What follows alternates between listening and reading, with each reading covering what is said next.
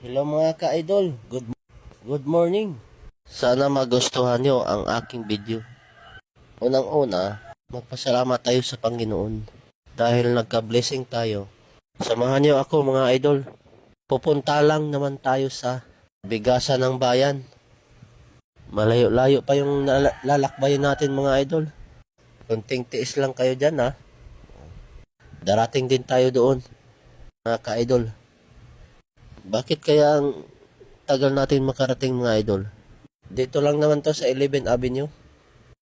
Mahaba pala yung biyahe natin mga idol. Dahil malapit na tayo mga idol, tatawid na tayo mga idol.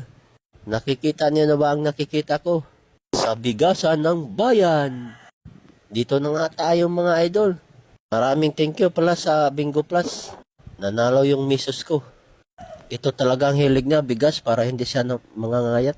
Pag manalo, bibigili siya ng bigas. Kaya na nga, natupad na yung hiling niya. Kaya dumiritso kami dito. Baka mamaya maging hopya uli. Kaya bibili niya ng diretso ng bigas. Ayan mga idol, may napili na kami mga idol. Si Mrs. ang nagpili. Dami niyang alam. Parehas naman bigas. Magaling pumili ang Mrs. ko, parang K9.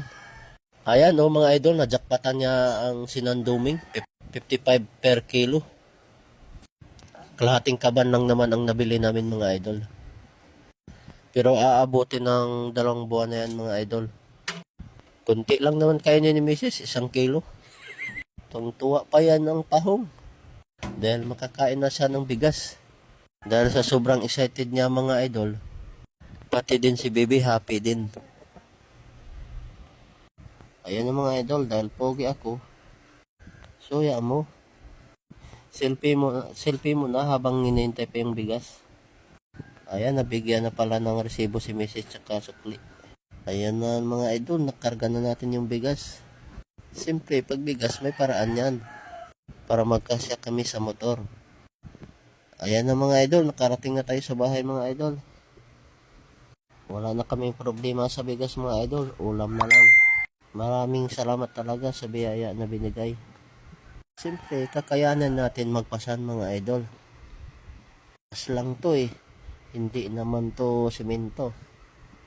Ayan na mga idol, binuhat ko na mga idol. Papasok na tayo sa bahay ampunan ni Miss Joy. Kaya nga mga idol, napapasok na idol, bagsak natin sa simento mga idol.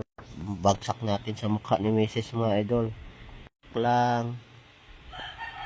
Hindi naman natin gawin yan mga idol. Siyempre mahal natin yung Mrs. Siyempre di natin makalimutan magpapugi uli. Siyempre si Mrs. hindi din magpalupig ba. Pictura niya yung bigas niya. Yan smile pa. Thank you for watching mga ka-idol. Sana magustuhan niyo yung video ko. Like, share, and comment.